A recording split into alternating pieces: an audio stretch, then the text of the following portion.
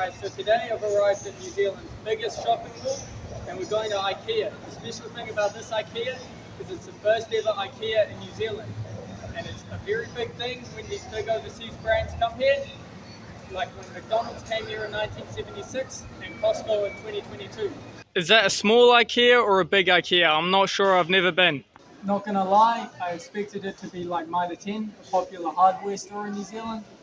But it's got all these really nice suites, which is pretty cool. And to be honest, I didn't expect them to look like this. After checking this level out, it was pretty clear that it was easy to find your way around. However, it was a lot different and way more easier to get lost on the lower levels. They've got a food section, which is something I definitely didn't expect. All sorts of stuff down here. Stereotype is true, I'm already lost. Loads of trolleys. They seem to want to let everyone know that they're from Sweden. Got the IKEA hot dog.